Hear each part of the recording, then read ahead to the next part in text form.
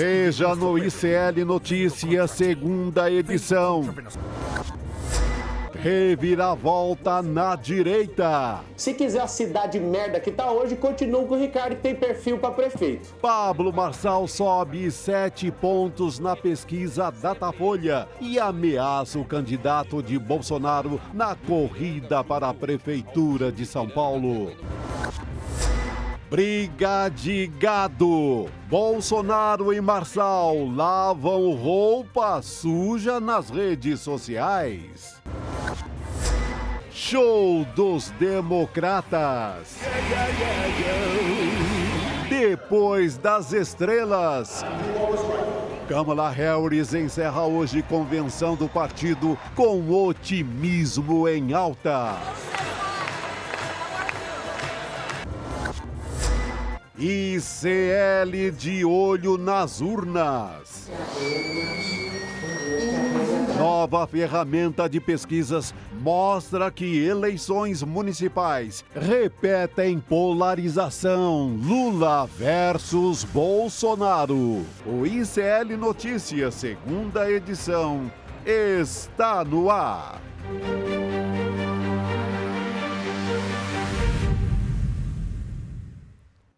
Olá, boa noite, seja muito bem-vindo, seja muito bem-vindo. ICL Notícias, segunda edição, está no ar. Estamos ao vivo nos canais do Instituto Conhecimento Liberta e Eduardo Moreira no YouTube, também na Pop TV no Rio Grande do Sul. Chega mais, porque hoje estamos com uma bomba nesse começo de ICL Notícias, segunda edição. Acabou de sair a pesquisa Datafolha e em São Paulo o cenário foi muito surpreendente, porque o Pablo Marçal, que é um bolsonarista, mais bolsonarista que os bolsonaristas talvez, passou em 7 pontos.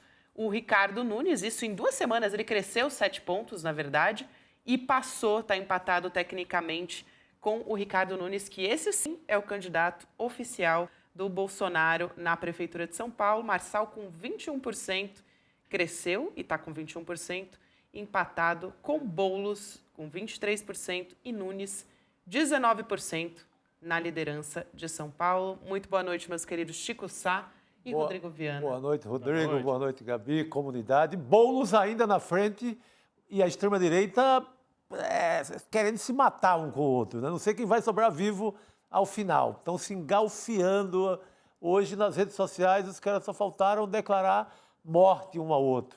É exatamente isso. Torcemos por quem? Torcemos por quem? Pela briga? Claro. Eu gosto. Posso dar um detalhe só na abertura? Eu sei que depois a gente vai trazer todos os números, tudo, né, Gabi? E aí tem muito detalhe. Em detalhe. Aí, né? Tem pesquisa também no Recife, no Rio de Janeiro, em Belo Horizonte. Vamos trazer todas essas pesquisas Datafolha que acabaram de sair. Em São Paulo, você tem um tríplice empate, mas é importante dizer que Boulos não caiu na pesquisa Datafolha. Subiu continua até um ponto para cima, cima. né? No mesmo patamar, né? O Boulos foi de 22 para 23 e agora lidera numericamente a pesquisa.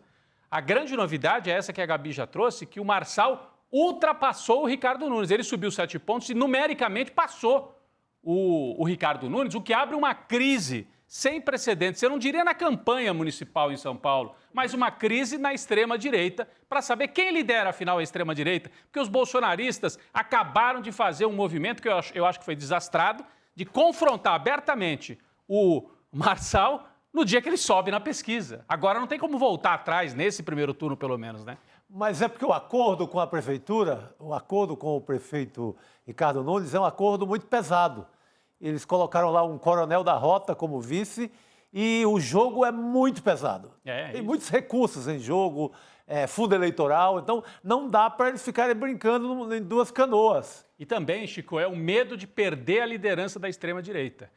O Boulos lidera, esse que está aqui no telão. O Boulos está em primeiro lugar, mostra que a esquerda sai de um patamar, a centro-esquerda, os setores democráticos, de um patamar forte em São Paulo.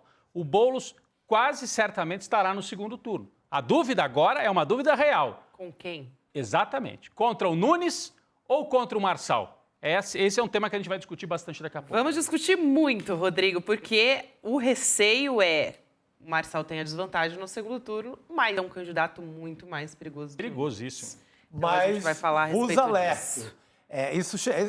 Esse fenômeno Marçal chegou na hora certa. Tem muito tempo para a eleição.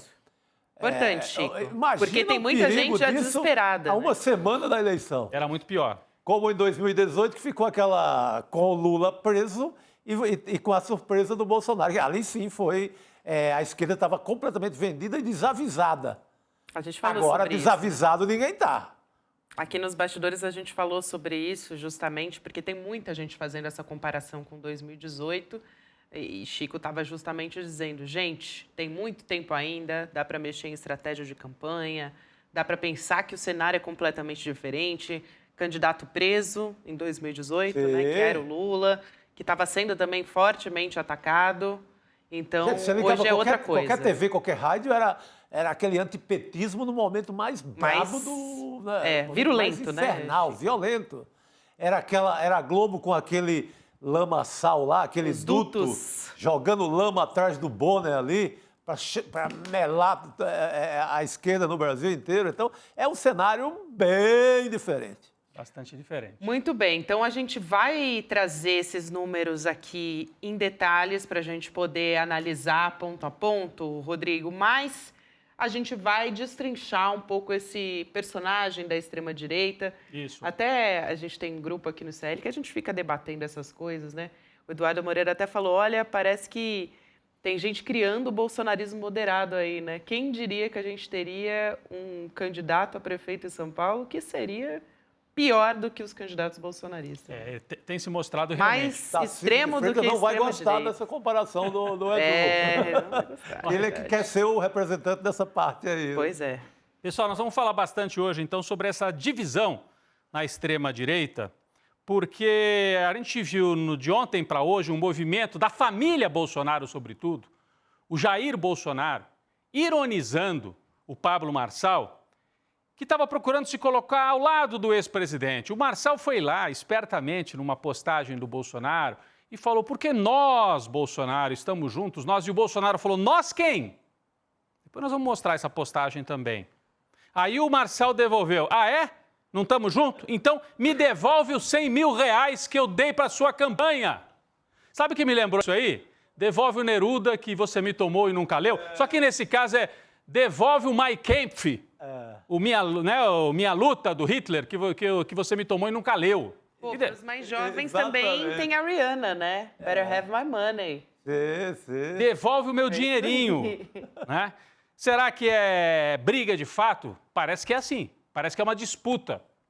Porque o Pablo Marçal, essa é uma outra metáfora usada por um militante da direita no Brasil, que ele disse assim, o Marçal entrou no castelo da família Bolsonaro e eles não sabem como tirar o Marçal lá de dentro.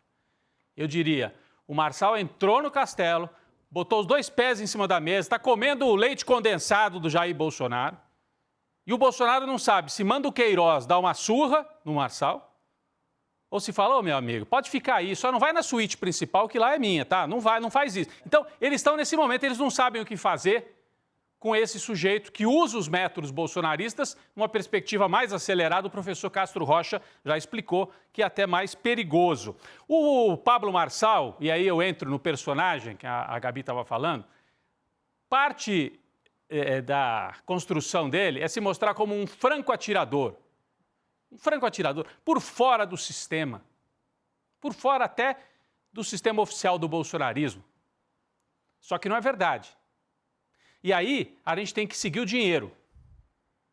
Vocês acham que é fora do sistema um sujeito que recebe a doação de um dos maiores bilionários brasileiros? Quem é o maior doador da campanha do Marçal? Que tem esse jeito de garotão, usa bonezinho, mas está aliado com o grande capital. Doador da campanha do Pablo Marçal, Hélio Seibel. Está na lista dos bilionários brasileiros da revista Forbes. Está aqui a manchete, Pablo Marçal recebe doação de 100 mil reais de bilionário do agronegócio Hélio Seibel. Ele não é só um bilionário do agronegócio. Acho que essa manchete está até, assim, tá falando do agronegócio. Ele é bilionário de vários setores. Na verdade, a família Seibel começou na área de madeira. Aquela Léo Madeiras que tem por aí no Brasil. Eles são os donos. Ele e o irmão dele. Então, ele é dono de muita coisa. Tem um patrimônio de 2 bilhões e meio de reais. Está na lista dos maiores bilionários do Brasil, dos homens mais ricos do Brasil, né?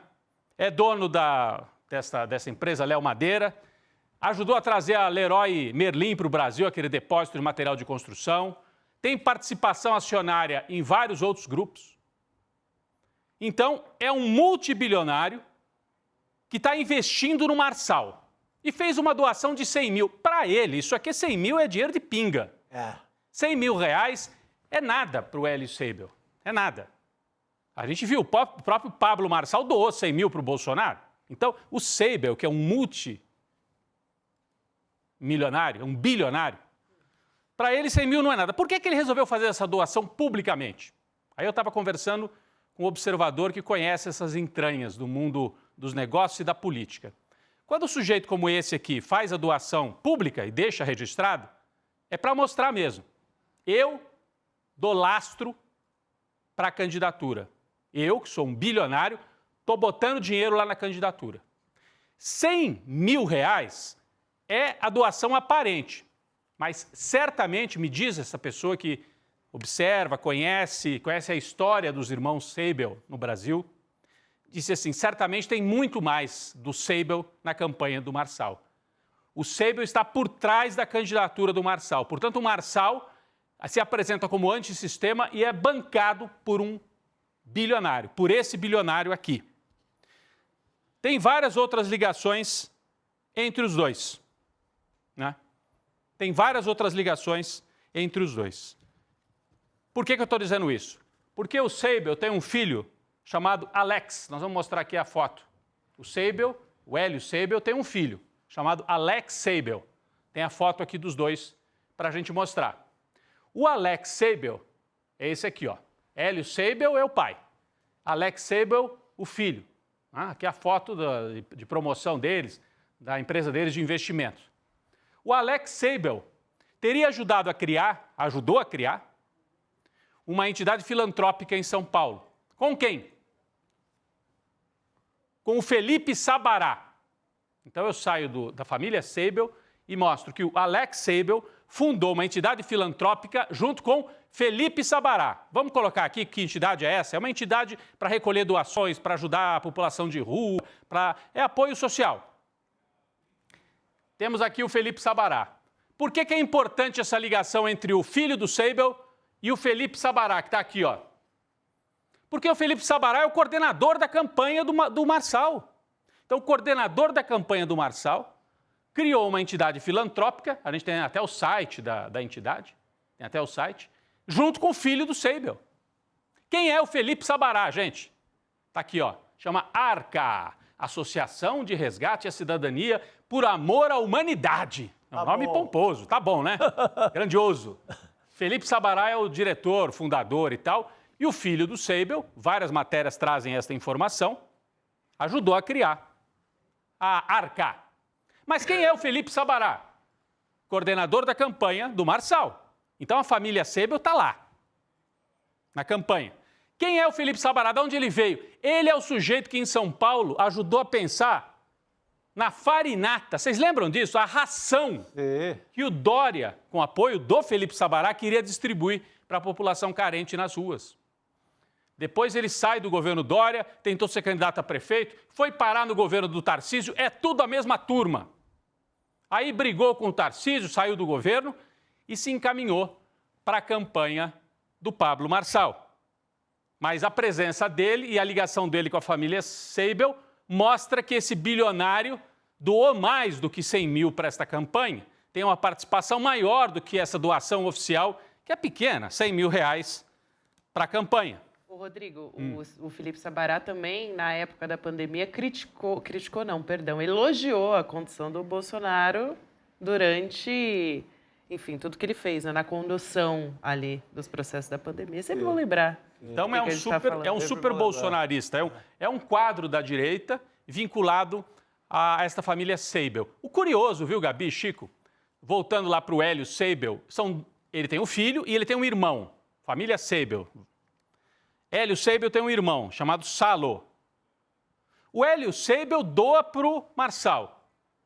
E o irmão que está aqui nessa foto, olha aqui, esse é o Hélio Seibel. E aqui o irmão, Saulo Seibel. Sabe para quem que ele doou na campanha? Para Tabata Amaral. Um irmão põe dinheiro no Marçal, o outro irmão põe dinheiro na campanha da Tabata Amaral. Curioso, né? Se posicionaram assim na eleição de São Paulo.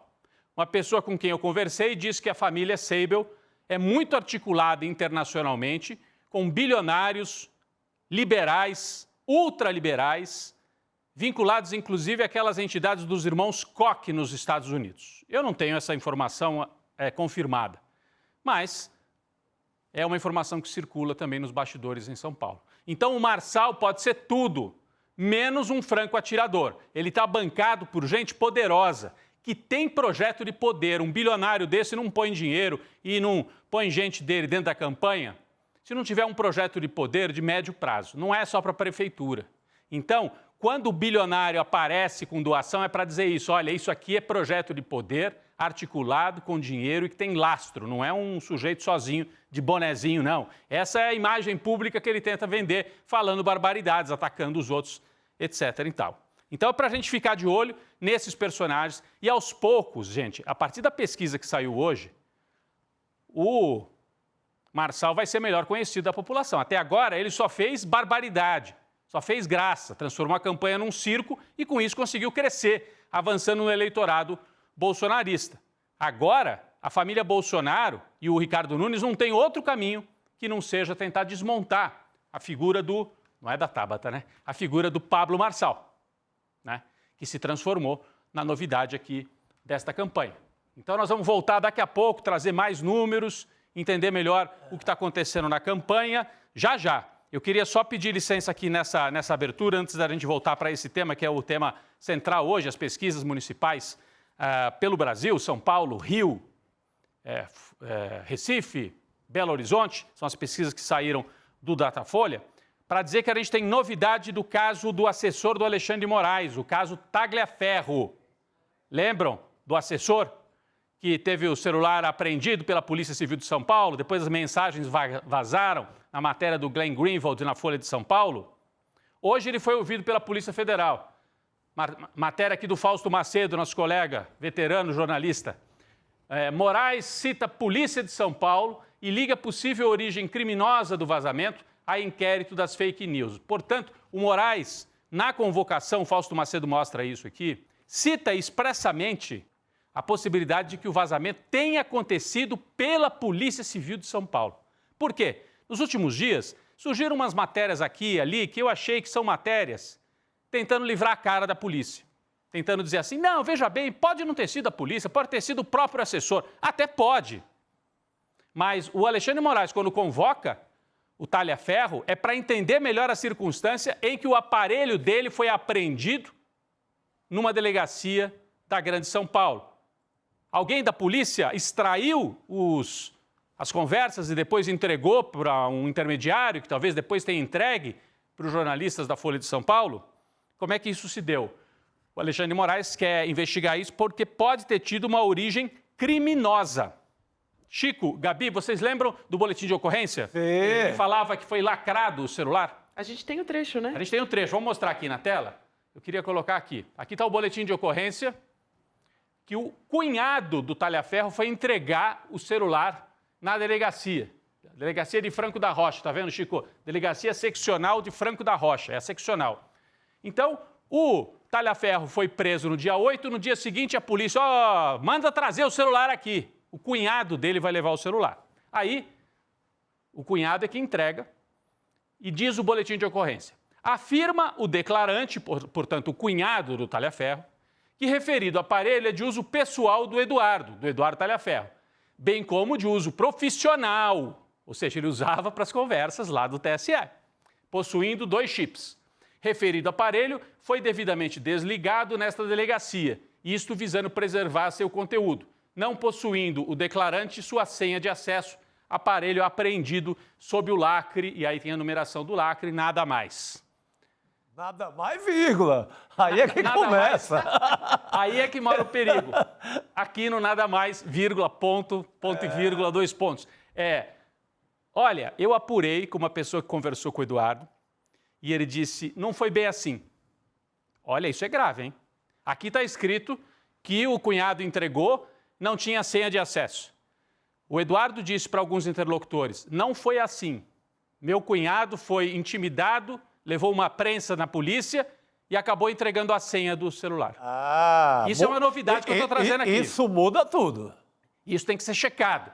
Eu acho que é uma das coisas que o Alexandre de Moraes quer entender é isso. Você fala isso com essa calma toda, isso é uma bomba, cara. Isso é a informação que eu tive agora há pouquinho. Isso é uma bomba. Então, por isso que eu estava aguardando para trazer aqui na abertura. O Eduardo disse a interlocutores que o cunhado entregou sim a senha para a polícia. Isso tem que ser investigado. O inquérito do Alexandre de Moraes, que ele pediu para abrir, é para investigar isso. Houve o uso do aparelho de Estado em São Paulo para apreender um aparelho de telefone e depois vazar estas conversas com interesse político, aí é um escândalo grande. Eu corto direto para a fala do governador Tarcísio de Freitas, naturalmente chefe de todas as delegacias, de todas as polícias do estado de São Paulo. O que é que ele fala? Ele quase comemora publicamente. Sim. Pela primeira vez eu vi o Tarcísio, que normalmente costuma ser mais... Não é que seja moderado, não é que seja um bolsonarista moderado, mas ele é mais calmo e tranquilo na declaração. Ele vibra com essa história dos assessores, com a notícia que a Folha dá, dos assessores e do Alexandre de Moraes. Ele repercute dizendo isso é muito grave, tem que investigar. Grave. É isso. Olha, e essa matéria tem um grande repórter de polícia na parada, que é o Fausto Macedo. Ninguém conhece mais a polícia em São Paulo do que Fausto Macedo. Então, por enquanto, essa história que começou na Polícia Civil, agora está na Polícia Federal. Então, hoje, o talha-ferro foi ouvido pela Polícia Federal, porque a Polícia Federal quer saber isso. Como é que foi a apreensão do celular, o que você tem para contar, o que aconteceu, etc. Ouviu também o cunhado e convocou para ouvir, eu não sei se conseguiu ouvir, a mulher ou ex-mulher do talha-ferro, porque ele agrediu, teve um desentendimento, enfim, tem uma denúncia contra ele por crime, agressão, Lei Maria da Penha. Então, todo mundo lá na Polícia Federal para esclarecer melhor esta situação. Repito, a informação que me chega é essa. É muito grave, porque o boletim de ocorrência diz o oposto. Mas é a informação que me chega de uma fonte que conversou diretamente com o Eduardo. O Eduardo teria dito assim, não é verdade, o meu cunhado entregou a senha. Eu quero depois tirar isso a limpo, ver se é a polícia que está dizendo a verdade ou se é, enfim, a família do Eduardo que está dizendo a verdade, Gabi. Esse cunhado aí, olha, vou te contar, hein, Esse cunhado foi posto num fogo miserável, né? Foi, não teve jeito. Estava ali passeando, sobrou para ele entregar o celular e ainda levou um prensa da polícia. É o que se apura, né? Exatamente. Bom, vamos continuar falando de eleições, gente, porque saiu pesquisa Datafolha e, olha, surpresa, né? Total, assim. Total. Pesquisa Datafolha em São Paulo, saiu agora há pouco, a gente até trouxe o primeiro, né, a primeira informação na abertura do programa, mas vamos dar uma olhadinha nos dados agora. O Pablo Marçal subiu 7 pontos, passou numericamente o Ricardo Nunes, só que na verdade é um empate técnico, porque a diferença entre eles é 2 pontos, né? Então está dentro dessa margem de erro da pesquisa. Quem está liderando é o Boulos.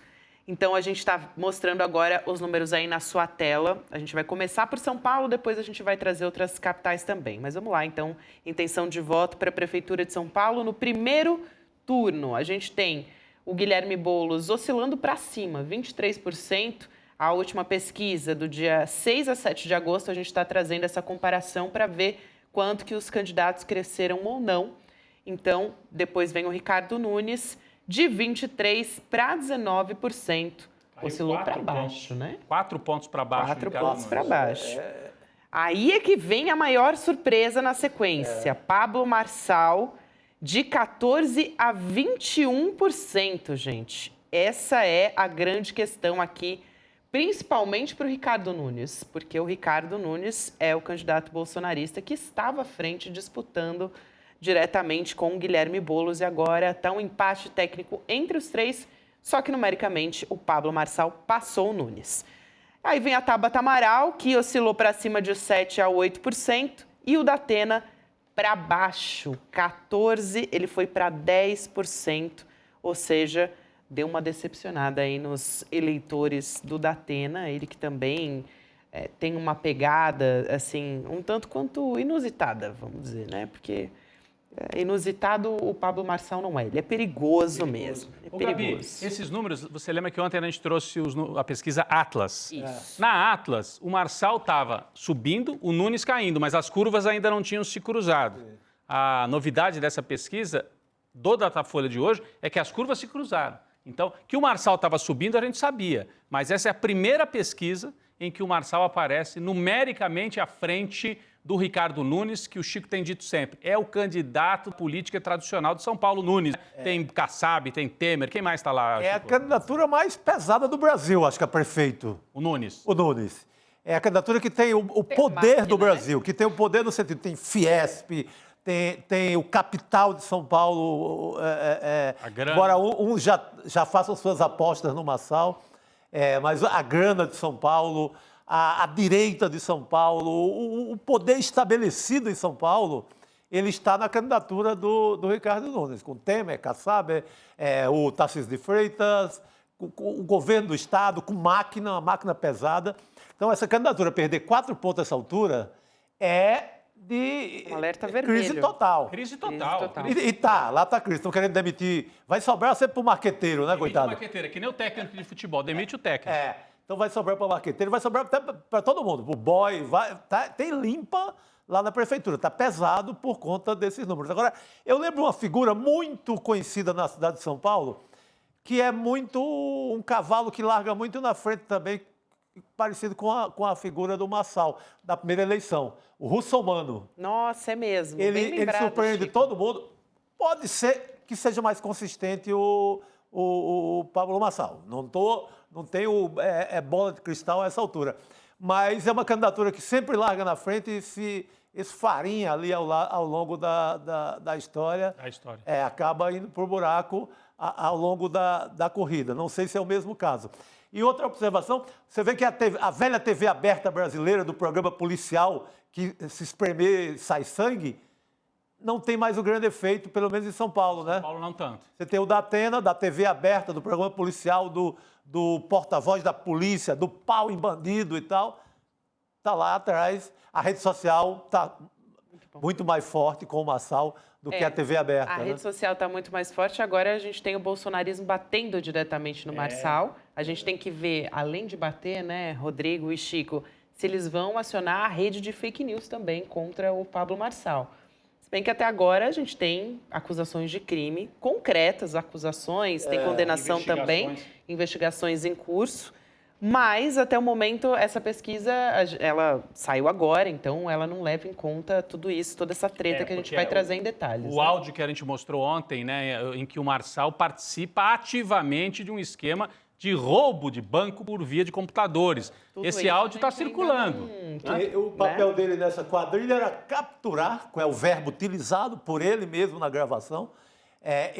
O papel dele é capturar contas, e-mails, normalmente de pessoas desprotegidas, que não entendam muito de redes, de internet, normalmente velhinhos e velhinhas, vamos falar a realidade, e ele capturava essas contas de possíveis vítimas, entregava para a quadrilha raspar a conta, normalmente de idosos. Então, era esse o papel do Pablo Marçal. Aí você diz, não, você está chutando. Aí eu pego a sentença.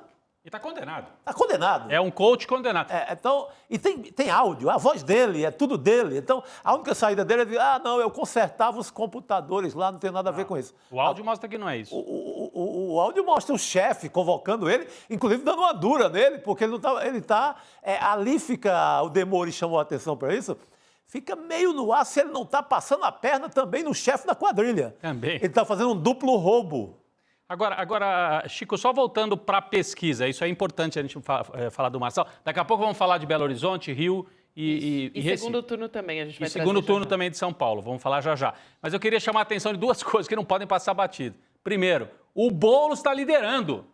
O Boulos mostra uma força, porque ele foi atacado. Se mantém e oscilou para cima. Ele se mantém, oscilou um ponto para cima, mostra que a esquerda, que a candidatura de centro-esquerda, tem ali um manancial de votos que fica ali, gira entre 20% e 25%, que é o que o Boulos tem. Então, a liderança é do Guilherme Boulos, ponto número 1. Ponto número 2, a família Bolsonaro escolheu brigar com o Marçal de ontem para hoje. Um momento um pouco desastrado, a gente vai daqui a pouco mostrar essa briga. Por quê? Bateram de frente o Eduardo Bolsonaro, o Carlos Bolsonaro, o próprio Jair Bolsonaro, o Van Garten, todo mundo batendo no Marçal, e aí sai a pesquisa com o Marçal na frente do candidato do bolsonarismo. Então como é que eles fazem? Agora fica difícil para eles mudarem, saltarem para o Marçal no meio da campanha. Não tem volta no primeiro turno, pelo menos. E se o Marçal vai para o segundo turno, ultrapassa definitivamente o Nunes, é uma derrota também do bolsonarismo, da família Bolsonaro. Isso muda o jogo, pode mudar, pelo menos até nacionalmente, Gabi. É muito importante. Isso que eu ia dizer. Eu acho que talvez um ponto 3, Rodrigo, que é talvez o apoio do Bolsonaro não seja mais tão fundamental. Para se observar não só o Pablo Marçal, é o fenômeno, acho, principal, mas tem também o Ramagem, no Rio de Janeiro. Verdade. O apoio de Bolsonaro. Tem o sanfoneiro no Recife, que está com 6 pontos. Exato. A Bolsonaro BH acaba de também. voltar de Pernambuco, acaba de voltar do Recife, fez campanha dia, noite e dia. O homem está com... BH em terceiro lugar, o O cara candidato está com de 6%, Bolsonaro. então... Que também é uma importante a gente grande trazer derrota. esses números para mostrar isso nas outras Vamos capitais. trazer, mas antes, vamos dar uma olhada num eventual segundo turno de São Paulo. Se a eleição fosse hoje, ganharia o Ricardo Nunes. Olha só, se a gente tiver, então, aqui, intenção de voto para a Prefeitura de São Paulo no segundo turno. Guilherme Boulos e Ricardo Nunes. O Ricardo Nunes, nesse caso, ganharia. A gente está vendo aqui 47% agora. E Boulos com 38%. E aí, depois, brancos e nulos, e não sabe que é uma porcentagem menor, né? Agora, num eventual segundo turno com o Pablo Marçal, que a gente não tem exatamente a imagem aqui, mas um eventual A Folha segundo não fez. turno... O Datafolha não fez a simulação do segundo turno com o Marçal porque achava que não precisava. Pois é. Foi surpreendido. Né? Então não tem a simulação Boulos-Marçal, pelo menos no Datafolha não, Gabi. Mas até o momento, o que se espera é que o cenário não seja tão forte para o Pablo Marçal como é para o Boulos no eventual segundo turno. É uma aposta. É uma aposta. A gente conversou com a campanha lá do Boulos, disseram assim, internamente as pesquisas mostram que é melhor enfrentar o Marçal, porque ficaria uma disputa civilização contra a barbárie, em tese. Mas a gente não sabe. O efeito novidade no Marçal pode também ser perigoso no segundo turno, Gabi. Vamos dar uma olhada também no Rio de Janeiro. A gente Importante. citou agora Rio de Janeiro, Belo Horizonte, Recife. Saíram também as pesquisas da Datafolha por lá. Situação no Rio para o Eduardo Paes, gente. Passeio, né? Tranquila. Tranquila para o Eduardo Paes. Passeio na Lagoa Rodrigo de Freitas. Tem engasguei de aqui. bicicleta sem segurar na mão, com a mão segurar. solta.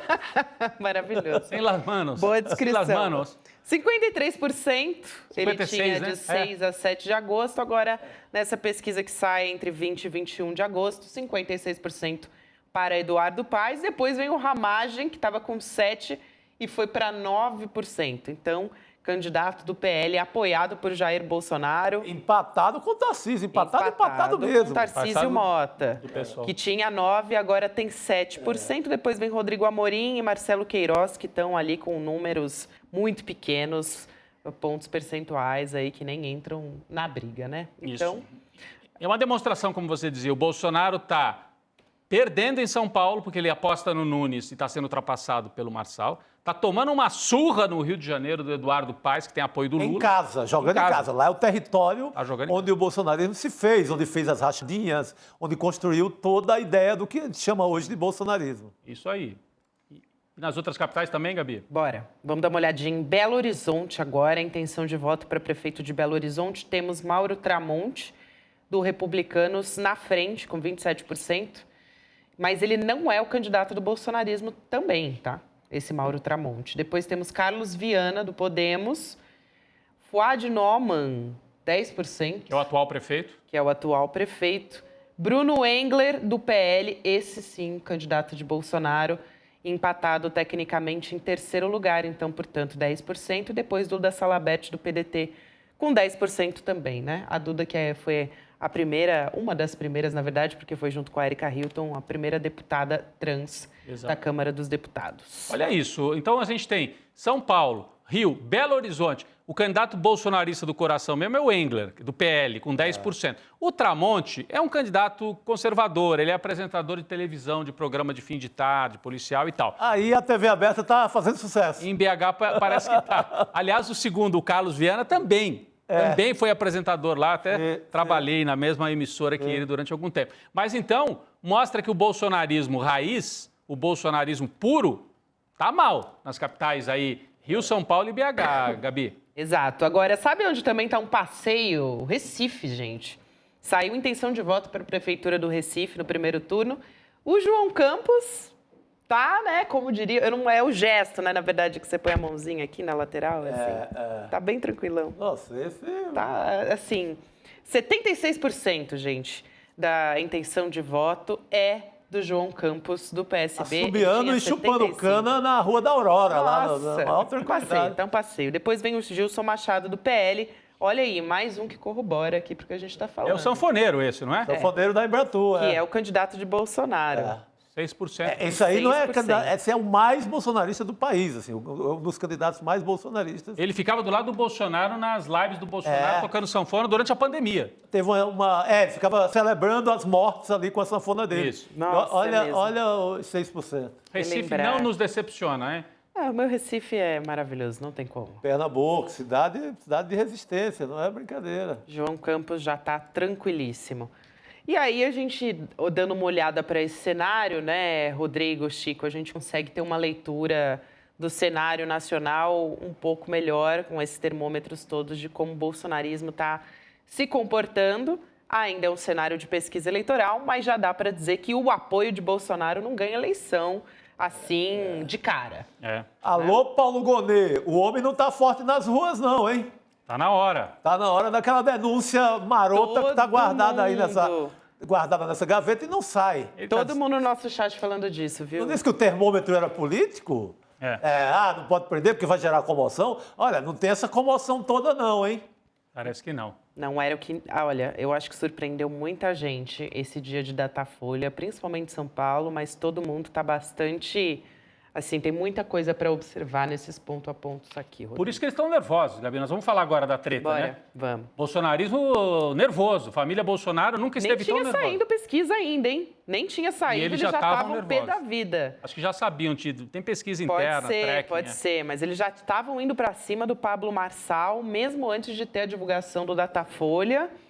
Já de manhã, o canal do ex-presidente do WhatsApp, do Bolsonaro, publicou um monte de declarações do Pablo Marçal, um compilado contra o Bolsonaro, né? E declarações do Pablo Marçal contra o Bolsonaro para ele mostrar que olha só o histórico, vocês estão achando que ele é um candidato bolsonarista? Não é, não.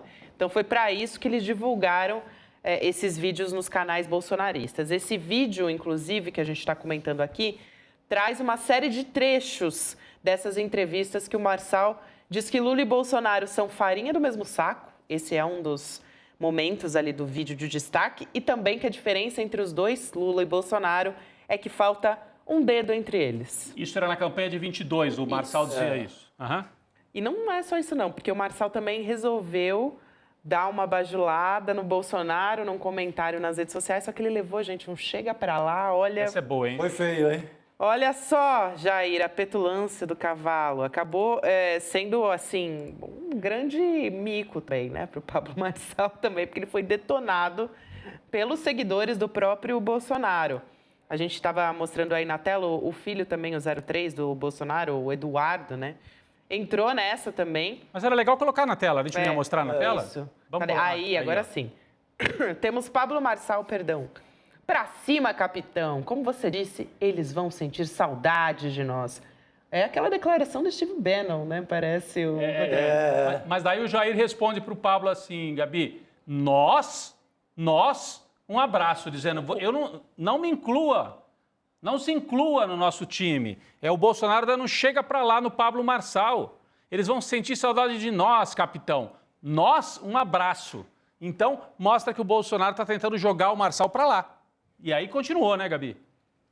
Exatamente. Aí a gente tem aqui o Marçal, que já estava rompido também com o Carluxo, estava divulgando vídeos que ele recebia elogios do Eduardo. Só que a gente tem o print agora que a gente vai mostrar aqui da treta com o próprio Eduardo. Aí tem umas pessoas, inclusive, né, marcando o próprio Pablo Marçal. Interessante, porque mostra como os bolsonaristas também estão reagindo, dizendo, e aí, já saiu de cima do muro o Pablo Marçal? Aí o Eduardo Bolsonaro diz... Estranho, em 2022 você disse que a diferença entre Lula e Bolsonaro é que um deles tinha um dedo a menos. Só acordou agora? Tá aparecendo até o Mourão. Já deu de quebra pancada Sobrou pro Mourão. no Hamilton Mourão. Mas merece, o Mourão merece O também. ex-vice-presidente também. Ele também. O Mourão, ele é sempre assim. Ele dava uma mão, depois ele dava uma rasteira, né? Era sempre nisso, assim. Tava com luva de pelica. E aí, bom, a gente teve também as redes sociais do Eduardo Bolsonaro cheias de mensagem contra o Pablo Marçal. A gente tem aqui, vamos dar uma olhadinha? Eu vou olhar para cá para o telão. Bolsonaro, Pablo Marçal, citando o Eduardo Bolsonaro. Eu era candidato à presidência e já resolvi isso com seu pai. Deixa que a conversa está entre executivos. Se precisar do legislativo, a gente chama, irmão. Abraço.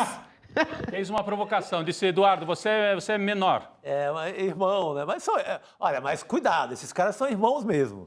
Eles, para se juntarem de novo, dois palitos, porque eles são muito parecidos na estupidez, na maneira violenta de agir, na maneira criminosa com a qual construíram as suas carreiras. Então, é gente que se une mais adiante com a maior facilidade do mundo.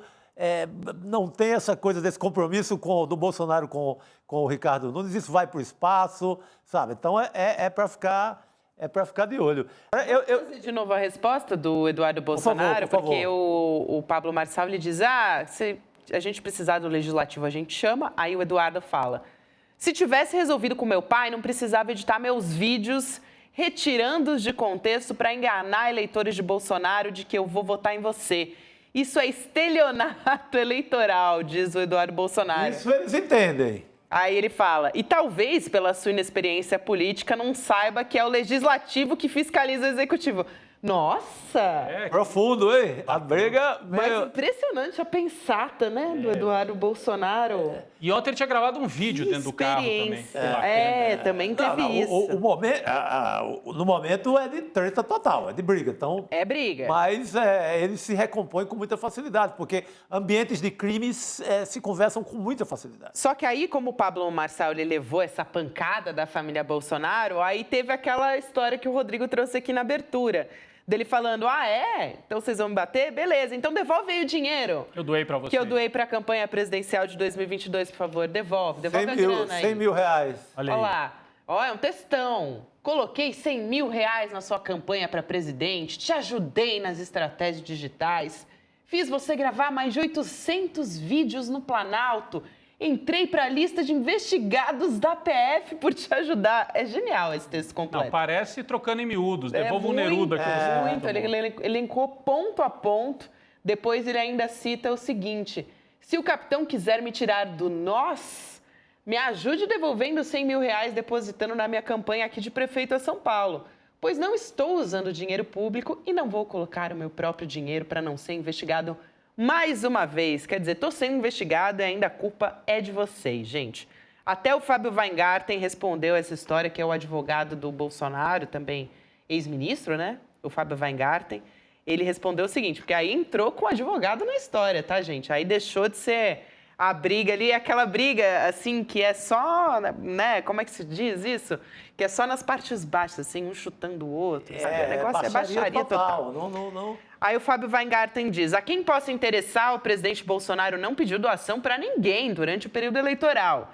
Aos assessores que se dizem bolsonaristas, que ora acompanham candidatos, que buscam se valer de atributos do presidente, de seu enorme e inigualável capital político, deveriam resguardar e proteger a marca Bolsonaro, ao invés de servir de foca adestrada de animadores de torcida digital, que se perdem em montanhas. Foca adestrada?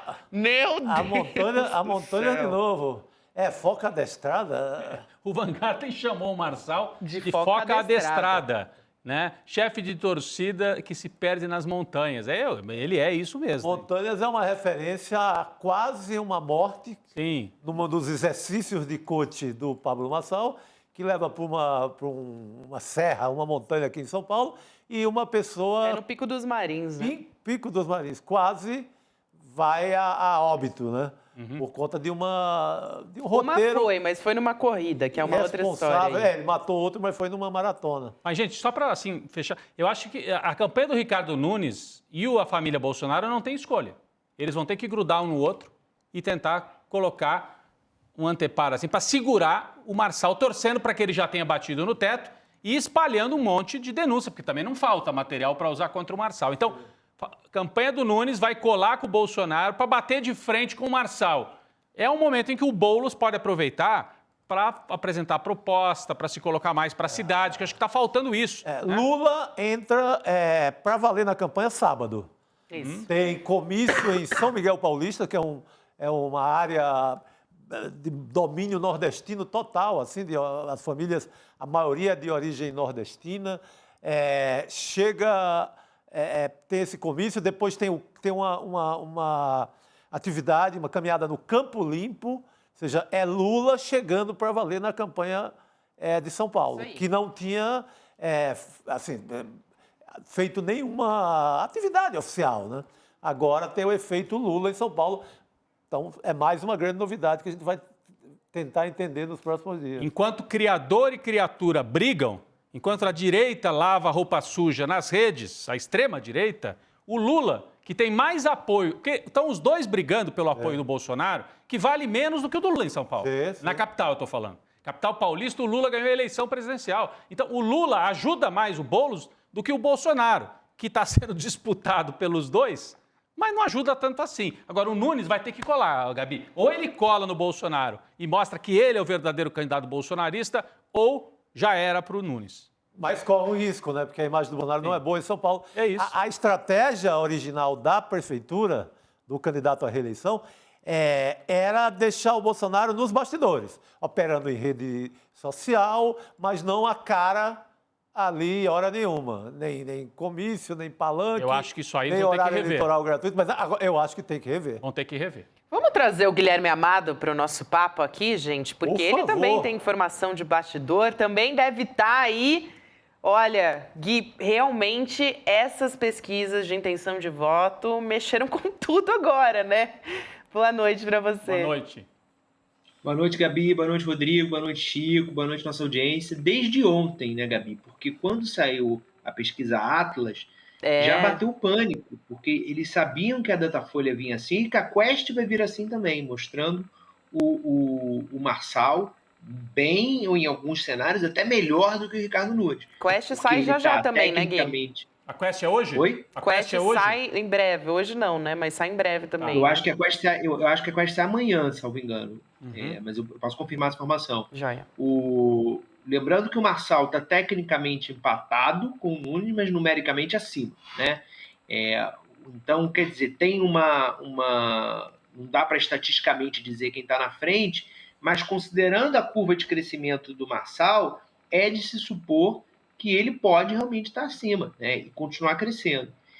O Jair Bolsonaro contratou esse problema. Quando ele recebeu o Marçal, há alguns meses, quando ele na semana passada disse que o Ricardo Nunes não era o candidato dos sonhos e disse que o Marçal ia bem. Abraça então, que o filho é não dá teu, pra né, reclamar. Guilherme? Abraça Só que que o filho o que é está teu. acontecendo é que está batendo pânico na família Bolsonaro que o Marçal tome mais do que São Paulo.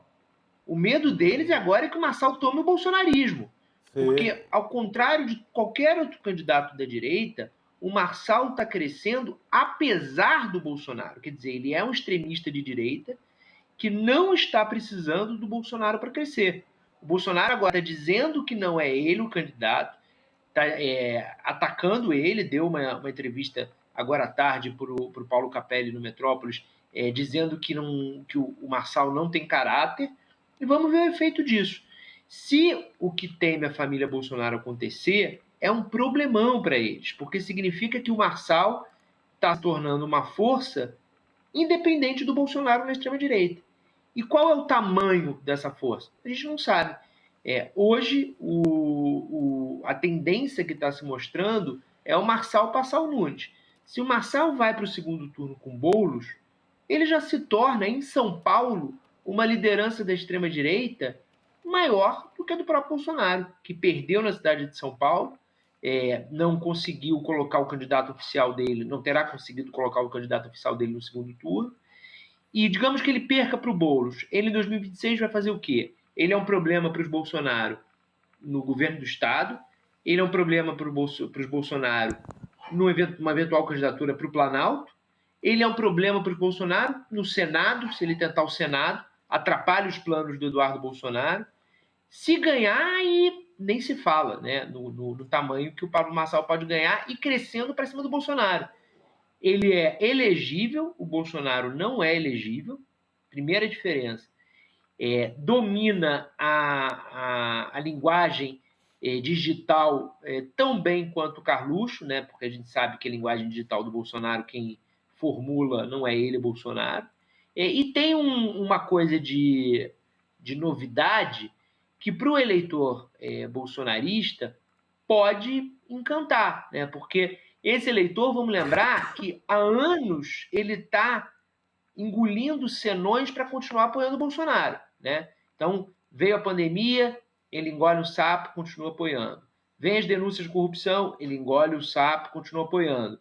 E agora chega um cara que consegue, da mesma maneira, embalar a coisa de uma maneira fácil, populista, vender para ele, e pode ser um problemão para o Bolsonaro. Pode ser um problemão, inclusive o Bolsonaro sabe disso, porque hoje ele engrossou, assim, as críticas, a gente já trouxe essa treta de rede social e tudo mais, mas ele deu uma entrevista, inclusive foi para o Metrópolis, para o Paulo Capelli, hoje, e a gente trouxe um trecho aqui para vocês verem o que o Bolsonaro falou sobre Pablo Marçal. Olha o que ele disse: falta caráter ao Marçal. Ele me esculhambava até perto da eleição de 2022. Dizia que a diferença entre Lula e eu se resumia a um dedo e me chamou de quadrilheiro. Poucas semanas depois, quando não pôde ser candidato à presidência, mudou de lado na reta final da campanha. Isso é falta de caráter. Isso entre aspas aqui para Bolsonaro. Vou dar razão ao Bolsonaro pela primeira vez na minha vida. E dou razão ao coach quando ataca o Bolsonaro também. Os dois têm muita razão.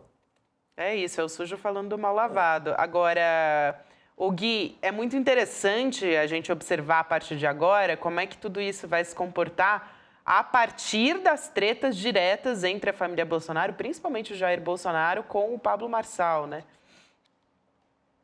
Agora é pegar o balde de pipoca, né, gente? E assistir. E torcer pela briga, né? Exatamente, essa é aquela briga que a gente tá do lado da briga, né? O negócio é esse.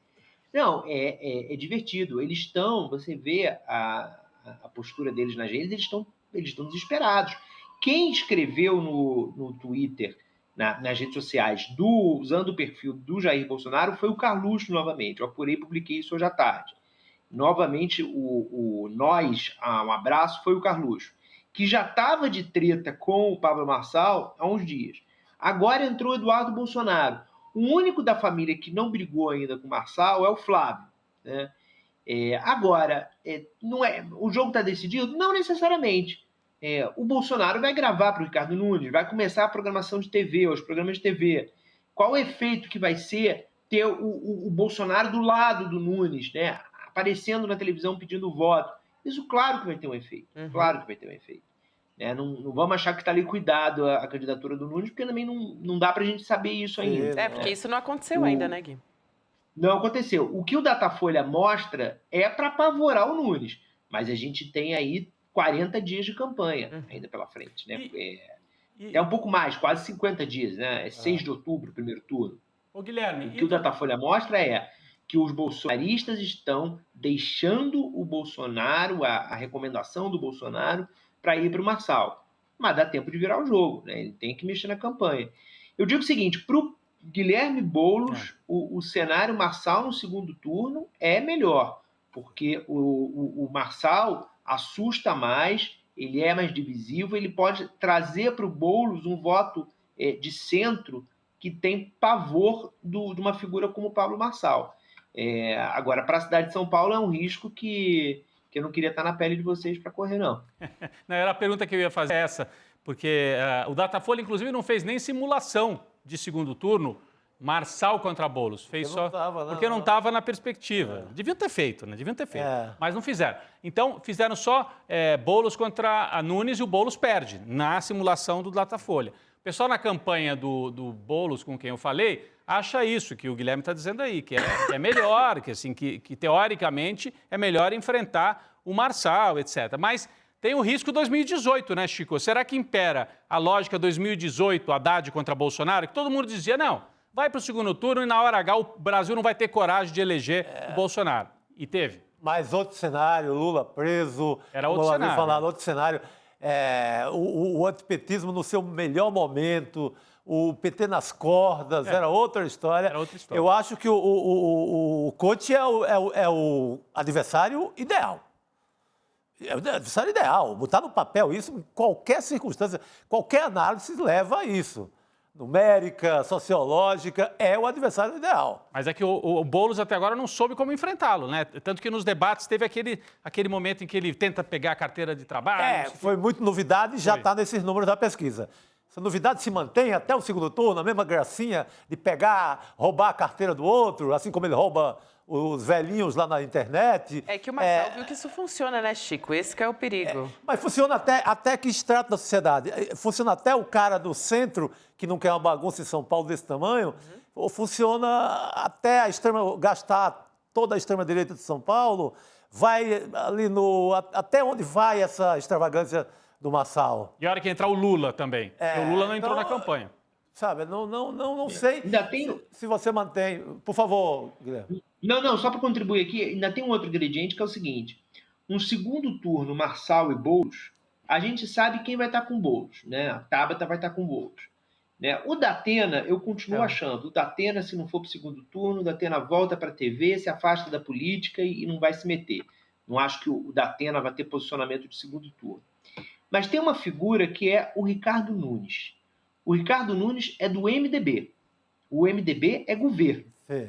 Né? Ninguém acha que o Ricardo Nunes vai ter espaço no governo do Pablo Marçal. Nenhum. O Pablo Marçal é um sujeito fora da política completamente.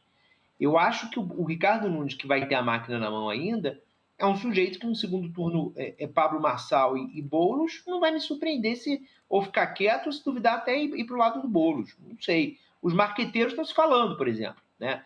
Essa estratégia de não ir a debate é uma estratégia do marqueteiro do Boulos, do marqueteiro do Datena e do marqueteiro do Ricardo Nunes. Quer dizer, as campanhas estão conversando de uma certa maneira. Né? O Marçal pode sofrer ou pode se beneficiar também, né, dessa coisa de ser o nome a ser abatido. Eu digo se beneficiar porque passar a imagem de ser o candidato que o sistema não quer, né, quando, na verdade, o Pablo Marçal, sob vários aspectos, encarna o sistema como ninguém, né, mas ele passar essa imagem para o eleitor, isso pode favorecer ele. Né? O eleitor que, mais uma vez, quer fazer um voto de protesto, faz todo sentido. Pode beneficiá-lo.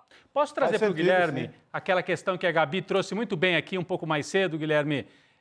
Saindo de São Paulo e olhando para as outras capitais, né? A Gabi falou aqui, olha, se você olhar Rio de Janeiro, candidato bolsonarista, 7%, 9%, é o Ramagem. Irrisório, né? Bom, no Recife já era esperado, mas é uma surra sem tamanho, né? O sanfoneiro, o parceirão de live do Bolsonaro. E Belo Horizonte, que tem um candidato que está liderando que é conservador, mas não é um bolsonarista raiz. O Engler, que é o candidato do PL, está em terceiro, quarto lugar. Que avaliação que você faz olhando assim para as capitais? O bolsonarismo é forte, o Bolsonaro já nem tanto, a direita é forte, o bolsonarismo já nem tanto. Que análise que você faz? É claro que são algumas capitais, mas olhando para esses números que saíram hoje do Datafolha, Guilherme. Eu acho, Rodrigo, que a gente tem que ver também a realidade de cada candidato. Né? O Gilson Machado, o sanfoneiro, e o Alexandre Ramagem, né, candidatos respectivamente no Recife e no Rio de Janeiro, do bolsonarismo, são péssimos candidatos. São péssimos. Né? Eles se comunicam mal, eles não... O Pablo Marçal, a gente tem horror ao conteúdo dele, agora a gente tem que admitir que ele é um populista muito, muito eficaz. Ele embala o negócio de uma maneira que ele passa aquela mensagem de uma maneira muito eficaz, né? Principalmente para o eleitor que não está se debruçando realmente sobre a questão de quem é o candidato, da história dele, da capacidade dele de governar, né, que tem uma relação ali talvez mais emocional com a política, de querer ver naquilo um lugar para colocar o teu ressentimento, o teu ódio, a tua raiva dos políticos como um todo. Né? O Bruno Engler é um cara que eu conheço menos, mas me parecia que era algo mais próximo de um Pablo Marçal do que de um Ramagem, que fala para dentro, que não sabe, se expressa com muita dificuldade, e um Gilson Machado. Né? O Bruno Engler, eu estou surpreso, né, de estar definhando dessa maneira. Lá em Belo Horizonte, ao que tudo indica, a gente, quer dizer, o que tudo indica, um cenário bastante possível, né, é você ter um segundo turno sem o bolsonarismo, né, com o Bruno Engler fora, porque ele definhou 2 semanas de campanha.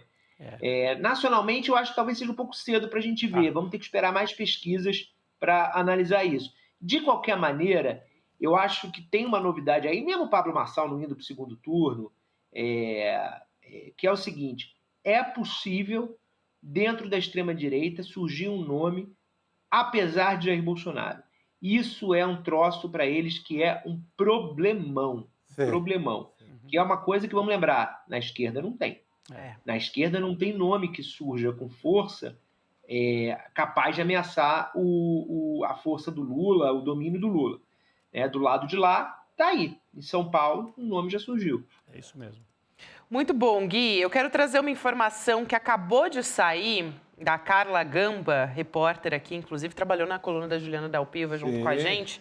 Ela acabou de trazer informação nas redes sociais dela de que o ministro Alexandre de Moraes autorizou busca e apreensão solicitada pela Polícia Federal dos celulares e dos dispositivos também eletrônicos do Eduardo Talhaferro, que é o ex-assessor do ministro Alexandre de Moraes no TSE, envolvido naquele caso dos vazamentos, né, das mensagens que veio à tona por conta da Folha de São Paulo. E nessa decisão, o ministro ele autorizou o acesso e a análise de todo o conteúdo. Então, são dados, arquivos eletrônicos, mensagens, e-mails, tudo isso, documentos bancários também, fiscais e dados telemáticos que têm a ver com a investigação. Então, um novo capítulo nessa história do Eduardo Talhaferro, junto com o Xandão também. Esquenta bastante a história, né? E, a partir disso, é possível, inclusive, saber se foi quebrado algum código, se a polícia utilizou esse celular de alguma forma, a Polícia de São Paulo. Será que dá para Que é o que desconfia o Alexandre de Moraes, eu né? creio que sim. Podemos consultar nossos rapazes mais tecnológicos. Mas se você desbloqueou, se você foi a fundo na cópia das mensagens, eu acho que deixa rastro, sim. Perfeito. Muito bem, Gui, eu queria ouvir você rapidinho. Você quer comentar rapidamente? É o suspeito número 1 não só do Alexandre de Moraes, como de outros ministros do STF também. Eles acham que o Eduardo Tagliaferro foi quem passou para a Folha de São Paulo as mensagens. Por raiva, né, por mágoa, por ter sido demitido depois do episódio lá de violência doméstica, e eles acham que foi ele que passou. Existe, no entanto, a suspeita de que tenha sido a Polícia de São Paulo. Né? O Eduardo Tagliaferro diz que quando foi pegar o celular que tinha sido apreendido pela Polícia de São Paulo, o celular estava corrompido.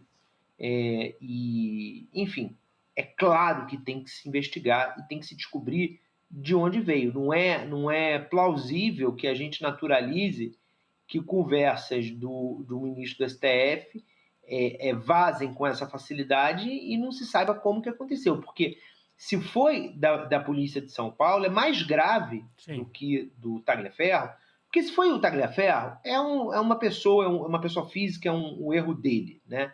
Se foi a Polícia de São Paulo, tem um problema aí institucional, né? Porque aí tem que saber. O delegado que fez isso, né, os agentes que fizeram isso, foi a mando do secretário de Segurança, o Derrite sabia, o Tarcísio sabia, né? O Tarcísio foi comunicado isso em algum momento, o Derrite teve participação. É muito mais grave se envolveu a Polícia de São Paulo. Né? Se foi o Tagliaferro, é uma questão dele, Tagliaferro, que ele vai responder na justiça. Concordo totalmente. Concordo também. E também saber, né, por que a polícia apreendeu o telefone do Taliaferro. É claro, você pode sempre dizer, violência doméstica, queria olhar o telefone para saber se ele tinha ameaçado a ex-esposa, a esposa, a mulher, se mandou alguma mensagem, etc. Pode ser essa a justificativa. Rodrigo, mas pega na hora o Pega celular, na hora, né? porque essa pega que é... na hora, para pegar o celular 24 horas depois, cara. Isso é que foi estranho, hein, Guilherme? Porque ele foi preso por violência doméstica na noite do dia 8 e a polícia só manda buscar o celular no dia 9. Por que mandou buscar só no outro dia? No meio desse caminho tem um post da Carla Zambelli. Então, agora, apesar disso, o Guilherme Amado está dizendo que o ministro Alexandre de Moraes tem uma desconfiança maior contra o próprio Talhaferro. Mas a gente mais óbvio, né? O cara está revoltado, ele é o personagem óbvio. Mas demorou 1 ano e 3 meses para vazar? Se ele estava com raiva, a raiva demorou 1 ano e 3 meses para se manifestar? Porque ele foi demitido em maio de 23, logo que é muito tempo, você tem razão. A não ser que ele... não sei, eu não vou fazer nenhuma hipótese aqui. Mas eu acho estranho ele demorar 1 ano e 3... Se está com raiva, ele não está agindo politicamente, agiu por raiva, não é política. Então, vaza na hora ou vaza logo depois. Por que guardou por 1 ano e 3 meses para vazar depois? Não sei.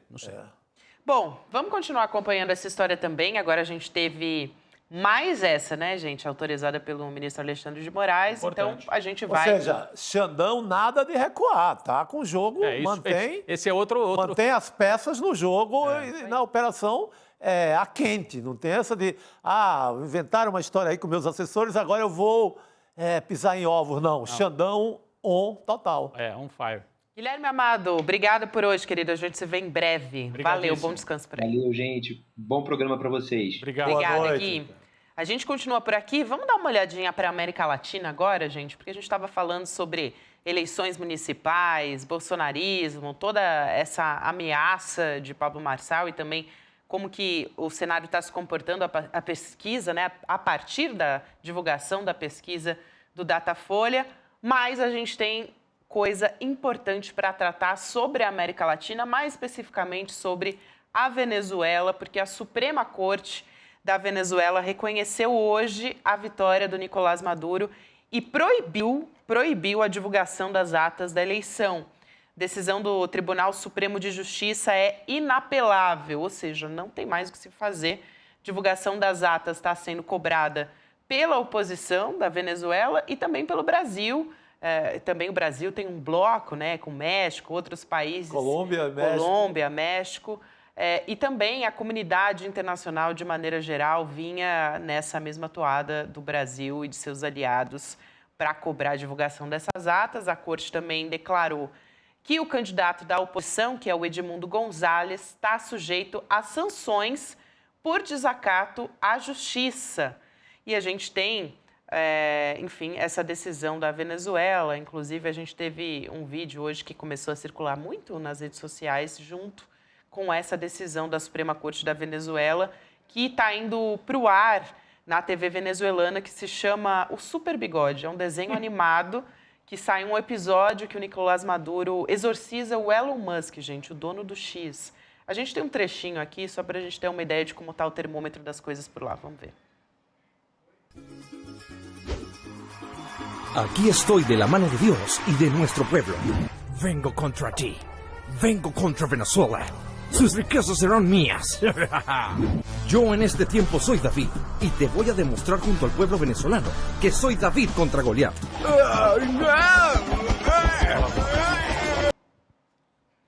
Bom, temos muito bom. Tá circulando na TV, gente. Super Bigode. Super Bigode armado ali com sua estatal, Bíblia. Hein? TV estatal que está circulando. Tá no caminho da bizarrice, mas, enfim. Acho que o mais importante é saber a história da eleição, não o Super Bigode aí, né? Pois é, exatamente. Mas é que as coisas estão em paralelo acontecendo aí pra gente ter um termômetro de Gabi, as coisas. Não. Só uma... Eu sei que você vai pro assunto, nós temos a Heloísa Vilela daqui a pouco. Saiu o Datafolha de Fortaleza também. Opa, interessante. Para ler bolsonarismo. Pelo jeito, comprova aquilo que a gente estava falando sobre o apoio de Bolsonaro, né, Rodrigo? Acabou de sair Datafolha em Fortaleza, só para a gente trazer o número aqui. Capitão Wagner, do União Brasil, é de direita, mas não é bolsonarista, ou está tentando se livrar da pecha de ser. Ele é semi-bolsonarista. Ele é semi-bolsonarista. É quase bolsonarista. Fumou, mas não tragou. Ele ensaiou uma briga e tal. Ele fez a arminha, mas não atirou. É isso aí. Capitão Wagner, União Brasil, 29%. O Sarto, do PDT cirista, 23%. Em segundo, atual prefeito, o Sarto. Em terceiro, vamos ver aqui, quem está em terceiro... André Fernandes, do PL. Então, o bolsonarismo... Esse é o candidato bolsonarista de verdade. Esse aparece em terceiro lugar. Por isso que eu falei que também vai ao encontro daquilo que a gente estava conversando, de que o apoio a Bolsonaro não dá necessariamente, não vence a eleição necessariamente. Não vence. E o Evandro Leitão, que é dado PT, tem 10%, apoiado pelo governador e pelo presidente Lula, deve subir. Essa é uma tendência para os próximos anos. O próprio semanas. Eumano é lançado ali muito em cima da data da eleição, e ele, quando Lula faz 2 comícios lá, ele já ultrapassa. Então, deve subir bastante. Mas um dado interessante, o André Fernandes, o candidato bolsonarista, ele é o campeão, pra gente, é o campeão de menções na internet. Engajamento na internet. Pra gente, sempre se fala quem está ganhando, quem é mais citado na internet. Ele é o super campeão de menções. Quem é? O André Fernandes. André Fernandes. E não está significando voto, intenção de voto. Interessante isso. É um dado para a gente acompanhar. O André Fernandes é aquele, vocês lembram quem que é o André Fernandes, né? Que mostrou se depilando. O tutorial. O tutorial da depilação. Eu ia esperar a descrição. Eu fiquei só... falasse, claro. Né? O tutorial. O que você tinha que falar? Tutorial íntimo, né? De depilação. De depilação. É sensacional. Bem lembrado, Rodrigo. Você tentou jogar essa batata quente pra mim, eu joguei de volta. Fala você. O que é isso? Olha quem já tá aqui, gente, ouvindo a nossa conversa. Heloísa Vilela, diretamente da China. Boa noite, Elo. Boa noite. Eu duvido ela traduzir o que está escrito ali atrás, hein? Boa noite, nada. Tá escrito ali, atrás tá escrito nada de batata quente pra Gabi. Oba! Boa, Elo, adorei. Muito bom. Adorei. A gente tava com saudade de você, viu, Elo? Elo tá lá na China, gente. Ela tá numa comitiva a convite do governo chinês, né? Daqui a pouco vai contar pra gente o que você tá vendo aí. Mas a gente vai falar de eleição nos Estados Unidos, porque ninguém melhor para falar com a gente sobre isso do que a Elo, que morou lá um tempão, cobriu eleições americanas um tempão. Daqui a pouco, Kamala Harris vai fazer um discurso de encerramento da Convenção Democrata lá em Chicago. E o discurso que talvez seja o discurso mais importante da carreira dela, né, Lu? A imprensa dos Estados Unidos está falando muito sobre isso. Uma das marcas que os democratas estão tentando imprimir a Kamala Harris é de que ela é uma candidata da alegria, né? Uma candidata, enfim. Ela demonstra isso, né, na fala dela. Como é que vai funcionar isso, Elo? Como é que está a expectativa em relação ao discurso? Enfim, conta pra gente tudo. Olha, Gabi, vou te falar, a expectativa é enorme, não só nos Estados Unidos, mas aqui na China também. Ontem eu fui na maior TV que tem aqui, que é a TV estatal, e todos os monitores lá estavam acompanhando o que acontece em Chicago nessa eleição, nessa convenção do Partido Democrata. Então, aqui também está todo mundo de olho, pode saber, viu? E nos Estados Unidos é fundamental, porque a gente pode não ter essa noção, né? Porque as coisas no Brasil acontecem de outra maneira, mas o discurso do candidato a presidente na convenção do partido é o momento mais esperado e é onde ele tem a oportunidade de se definir para o mundo inteiro, para o país inteiro. Ele se apresentar da maneira como ele quer ser visto e fazer assim os destaques do que será a campanha presidencial. Então a Kamala Harris, ela vai falar primeiro da construção de casas, porque ela quer construir 3 milhões de novas unidades no período do mandato dela.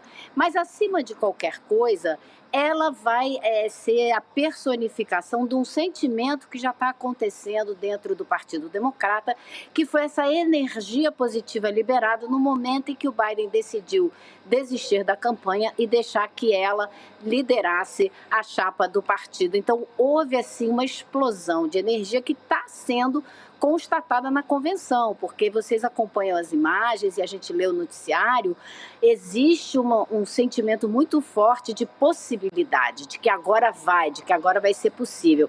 E ela tem isso aí que vocês estão vendo na tela, que é ela tem uma figura esfuziante, sempre muito alegre, sempre muito sorridente, o que às vezes é até motivo de crítica, né? Porque tem gente que diz que ela trata de assunto sério rindo, que isso não pode ser, mas ela está trazendo para o Partido Democrata o que ele mais precisa agora, é esperança, possibilidade e perspectiva futura. Então ela vai falar da história da vida dela, mas ela vai jogar a possibilidade de mudança, de futuro para a campanha. E é isso o que muita gente está esperando e vamos ver como ela vai fazer, né? Porque é a primeira vez que ela vai ter a chance de fazer um grande discurso para o país inteiro. Porque quando ela concorreu a vice com o Biden 4 anos atrás, era no meio da pandemia. Então você não teve essa convenção cheia de gente. Ela falou para um público quase zero, né? Foi só para fazer a cena da campanha. Mas não tinha, então não tem essa troca. Agora, o Partido Democrata vai enfrentar aí problemas também, né, na sua proposta para o país, porque do lado de fora da convenção está acontecendo muita coisa. Tem gente sendo presa, tem gente sentada lá para protestar, porque é o pessoal todo que quer do Partido Democrata uma posição mais firme, porque até agora não tomou nenhuma, mas uma posição contra o genocídio que está acontecendo em Gaza. Então, a manifestação do lado de fora é forte e a briga é muito grande porque eles não deram espaço para nenhum discurso de um representante da comunidade palestina. Então, isso está sendo motivo de muita crítica. Agora, a Câmara já recuperou espaço nas pesquisas, né? Ela logo que saiu, em 4 semanas de campanha, ela já empatou com o Trump, passou dele na pesquisa geral do país e empatou e está até um pouquinho à frente dele na maioria dos estados pêndulo. Então, a possibilidade dela ganhar vai se afigurando aí, né? Elô, a entrada da Kamala Harris, quer dizer, mudou a pauta, né? A pauta da eleição era o Trump dizendo que o país estava na mão de alguém que não tinha mais condição, enfim, que não tinha mais saúde, não tinha mais idade.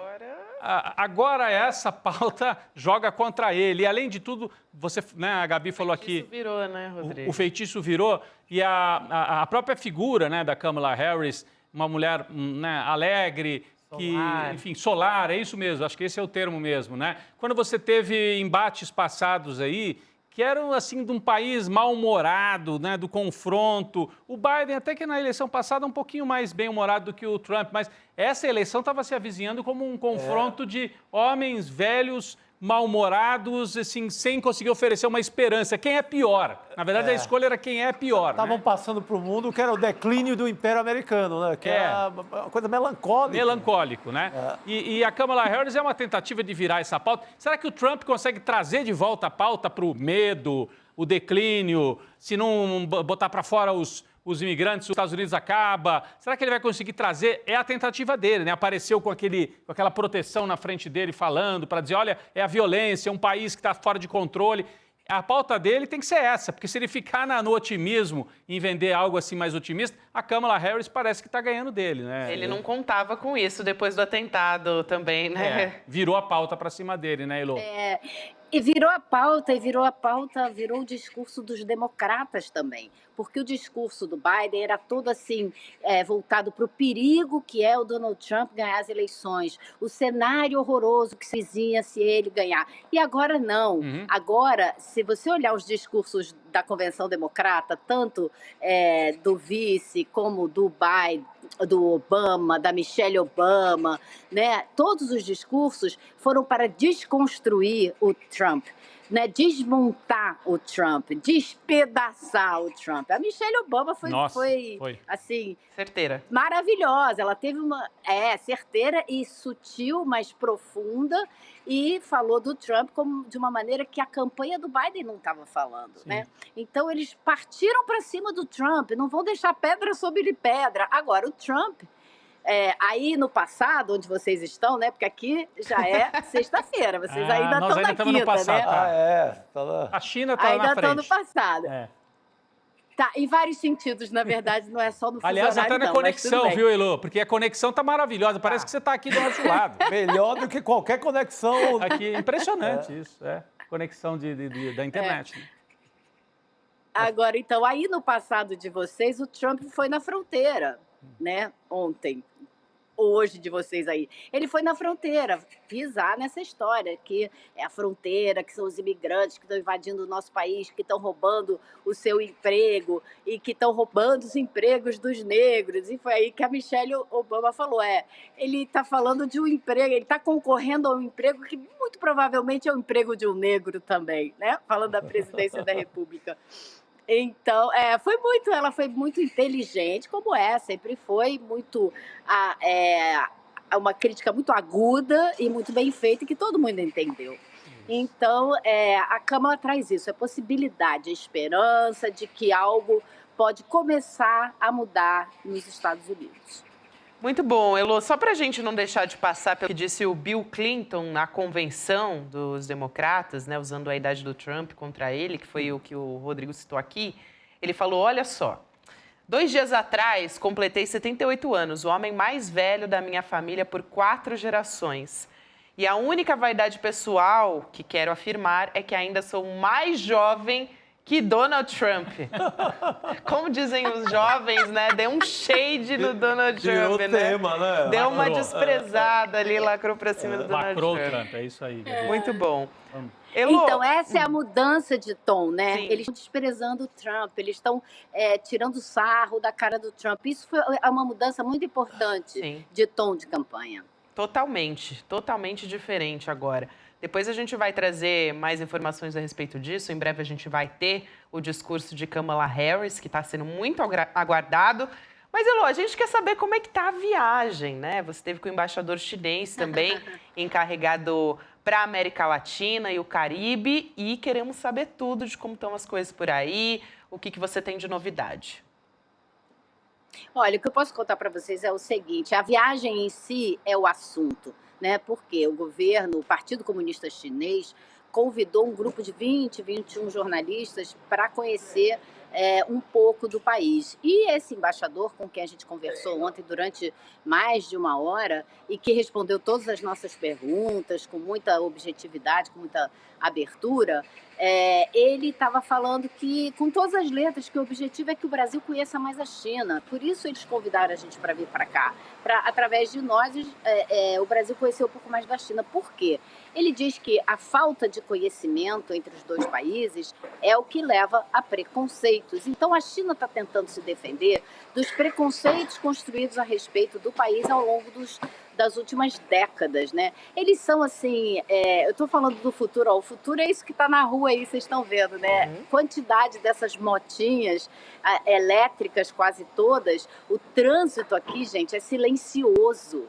Você não tem um barulhão de trânsito, porque o número de carros elétricos no trânsito é enorme, a frota de transporte público e tudo isso. Então, isso dá um alívio na poluição sonora gigantesco. E vocês veem que a poluição, que era um assunto aqui da China, de Pequim especialmente, décadas atrás, agora você não vê mais, né, nas ruas. Mas, então, a intenção deles é que o Brasil conheça melhor a China, e ele falou assim também, com todas as letras, né? Se a gente não se conhecer melhor, isso vai até acabar afetando o nosso comércio. Claro, a China é hoje o principal parceiro comercial do Brasil. E é um país que sofre uma enxurrada de fake news vindas do seu maior concorrente, que são os Estados Unidos. Isso também faz com que a China precise reagir. Então, essa visita aqui é parte dessa reação. Eu soube também aqui essa semana que eles têm investido muito em influenciadores da internet. Então, eles oferecem uma boa grana para quem fizer videozinhos para a internet, desmontando os preconceitos que existem contra a China. E que eles dizem que são vários, né? Até preconceito de achar que a China é o novo país imperialista do mundo, de falar, de demonizar o comunismo. Eles falam, poxa, é preciso entender o comunismo, a moda chinesa, e olhar para a história da China para entender de onde vem esse processo político que a gente adotou aqui. Ele fez muita crítica também a essa democracia, essa democracia que a gente tem, que conta com a eleição cada 4 anos, como se fosse um processo que garante espaços democráticos. Essa imagem eu achei interessante, gente, é o mapa mundi no centro do Ministério de Relações Exteriores, que coloca a China no centro do mapa, esse né? aqui, né? Esse é aqui tá legal na tela isso, agora, né? É igual ao isso, que é bem legal, o né? IBGE no Brasil fez também agora há pouco. O IBGE fez um... Exatamente.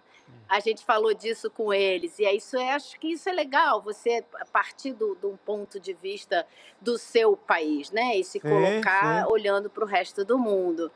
Então, eles falaram muito disso também. E aí eles falaram, olha, é preciso entender a meritocracia política chinesa, porque desde as priscas eras, para você participar da vida política, você tinha que fazer prova, você tinha que provar o seu valor. E isso existe até hoje. E eles destacaram muito que eles têm muita preocupação com democratizar o processo e não o final. Ou seja, você, no seu bairro, no seu condado, no seu município, no seu estado, você discutir soluções dos problemas locais.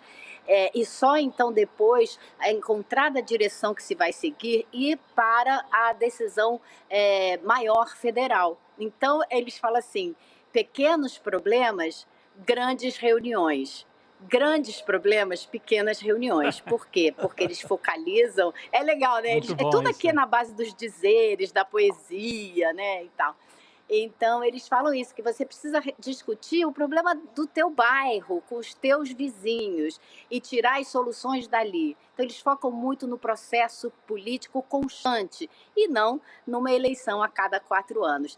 É assim, não é assim, tem que ser assim, não tem que ser assim. Eles não querem dizer que tem que ser assim. Ao contrário dos Estados Unidos, que tem essa característica de tentar dizer para o mundo como a gente tem que funcionar, eles não têm, mas eles querem que seja respeitado o processo chinês, as escolhas que o povo chinês fez ao longo da história, com todas as suas revoluções, com seus erros, seus acertos, que custaram a vida de milhares de pessoas, mas é o processo histórico deles e que eles exigem respeito. Então, foi uma conversa muito interessante. Legal. Elô, boa viagem, então, para você. Vai ficar até quando aí, na China? Muito tempo. Opa! Gostei do muito tempo. Bom, mas entrando aqui com a gente no ICL não tem problema. Por favor. O negócio é voltar para conversar com a gente aqui, que a gente fica com saudade de Viagem você. para a China, você não pode ficar contando os detalhes, é isso? Não, vou ficar até o dia aguarde 7 o que vem de por aí, setembro. né? Porque Elô não vai deixar barato, vai aprontar muitas e boas para o ICL. É isso. Combinado, então, Elô. Não, Um beijo muita para coisa bacana você. pra ver, isso, com certeza. Boa viagem e volta com Valeu, novidades. pessoal. Valeu, boa Te espero. boa viagem. Pode deixar. Beijo. Bom, gente, vamos encaminhando então, né, para esse final. A gente teve uma aula aqui com a Elô. Maravilhoso. Né, a China que está apostando muito alto na relação com o Brasil. O professor Castro Rocha, por exemplo, que é nosso grande comentarista, consegue decifrar esses fenômenos da política, ele vai, de tempos em tempos, dar aula de literatura brasileira para os chineses. Olha que legal. Machado de Assis para os chineses. Então, a relação e o investimento da China em cultura brasileira é muito alto no momento também. Eu lembro quando o Lula foi lá no comecinho desse terceiro governo, o Lula andando lá pela praça, lá, uma visita oficial, e toca Ivan Lins, lembra? Um novo tempo, a marchinha tocada ali, a música tocada pela banda chinesa, para mostrar que eles conhecem e valorizam a cultura brasileira, é isso. Muito bom. Amanhã não, dia 27 de agosto, olha só, terça-feira que vem, então, portanto, 8 horas da noite, a gente vai ter aula com Bresser Pereira, ex-ministro da Fazenda, vai falar sobre neoliberalismo, como é que foi nas últimas décadas toda essa política aqui no Brasil, o que a gente pode fazer para caminhar para um Brasil mais justo, políticas de desenvolvimento mais sustentáveis também.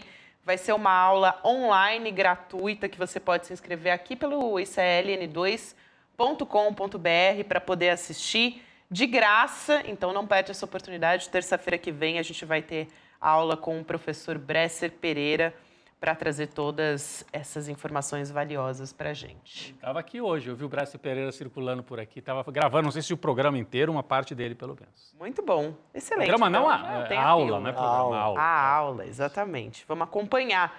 Obrigada a você que nos acompanhou até aqui. Vamos nessa manhã, a partir das 7 horas da manhã. Estaremos de volta com o Desperta. Boa noite, Chico Sá. Rodrigo Viana, boa noite para todos que nos acompanharam. Até amanhã. Até amanhã, gente. Tá a fim de ter uma aula com o ex-ministro da Fazenda, ex-ministro da Ciência e Tecnologia, doutor honoris causa, eleito maior intelectual do Brasil em 2014 e um dos grandes professores que a gente tem no nosso país? Pois é, tô falando de Bresser Pereira. Ele que vai nos dar uma aula dia 27 de agosto sobre o fracasso do neoliberalismo. Primeiro, você vai entender que história é essa de neoliberalismo, entender por que esse sistema que prometeu distribuir riqueza só distribui miséria e injustiça e também conversar sobre alternativas para esse sistema tão cruel. A aula acontece dia 27 de agosto, uma terça-feira, às 8 horas da noite, no horário de Brasília. E é uma chance absolutamente imperdível de aprender com um nome que é uma referência no Brasil e no mundo. Se inscreve agora no botão Saiba Mais e a gente vai estar junto aprendendo numa aula sem replay, inédita e ao vivo com Bresser Pereira.